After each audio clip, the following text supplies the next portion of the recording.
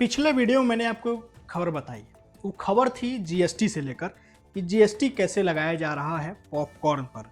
उसी वीडियो में मैंने आपको एक हिंट भी दिया था कि यूज्ड कार पर भी 18% का जीएसटी लगाया जा रहा है।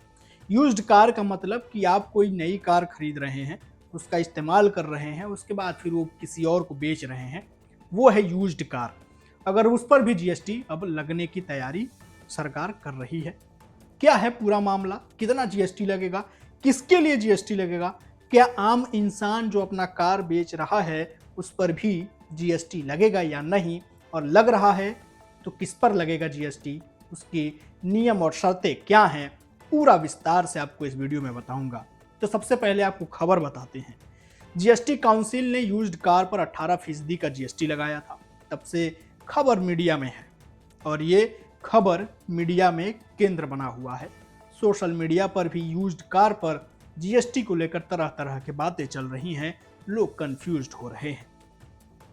ज्यादातर लोगों को कार पर जीएसटी का ये ऐलान समझ में नहीं आ रहा है कि आखिर ये कैसे जीएसटी लगेगा यूज्ड कार पर। पीआईबी ने इस यूज्ड कार पर जीएसटी को बेहद आसान भाषा में समझाया।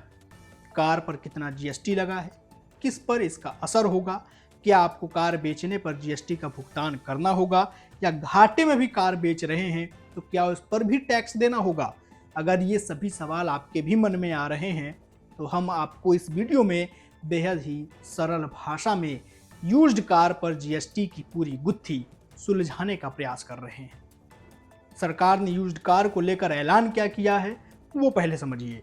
जीएसटी काउंसिल की बैठक के बाद वित्त मंत्री निर्मला सीतारमण ने कहा कि यूज्ड और पुरानी कार यानी कि जो 1200 सीसी या उससे अधिक क्षमता वाले 4000 मिनिमम या उससे ज़्यादा लंबाई वाले, जो 4000 मिलीमीटर की लंबाई वाले कार हैं या गाड़ियां हैं, पेट्रोल और डीजल वाहन हैं, 1500 सीसी या उससे ज़्यादा इंजन क्षमता वाले वाहन हों, उस पर जीएसटी 12% से बढ़ाकर 18% किया जा रहा है।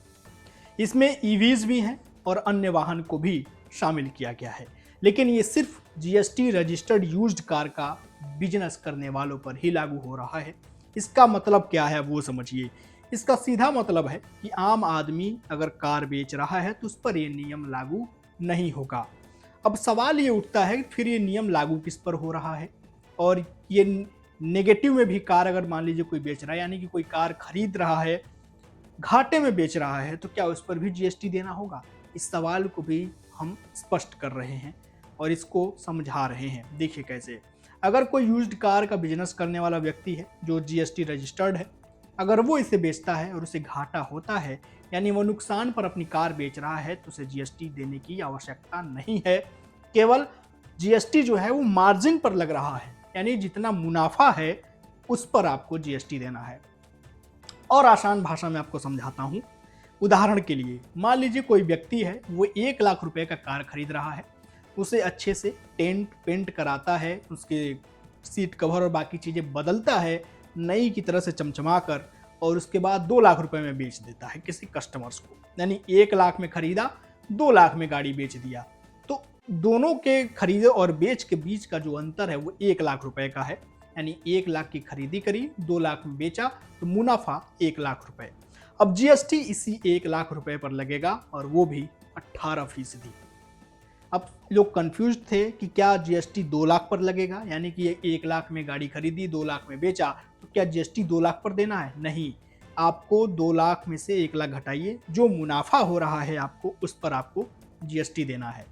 वहीं मान लीजिए कि 1 लाख की कार आपने खरीदी, चलाया और उसके बाद बेच रहे हैं 90,000 या 1 लाख से कम में, तब आपको कोई जीएसटी देने की जरूरत नहीं है।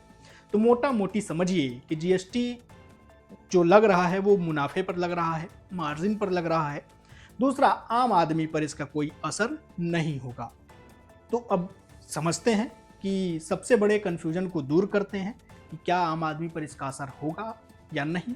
तो सरकार ने इसे स्पष्ट कर दिया है कि केवल उन पर यह जीएसटी रेट लगाया जाएगा जो इस्तेमाल किए गए कारों को खरीदने और बेचने का व्यापार कर रहे हैं।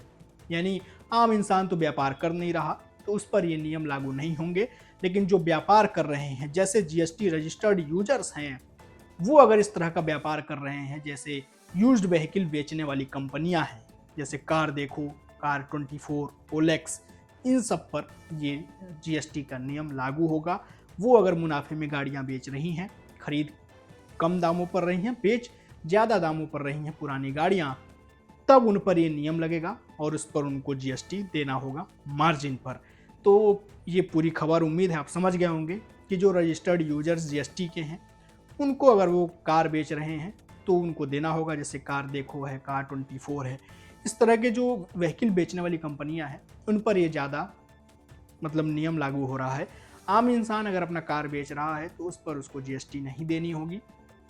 बाकी ये जो कंपनियां हैं इनको जीएसटी देना होगा।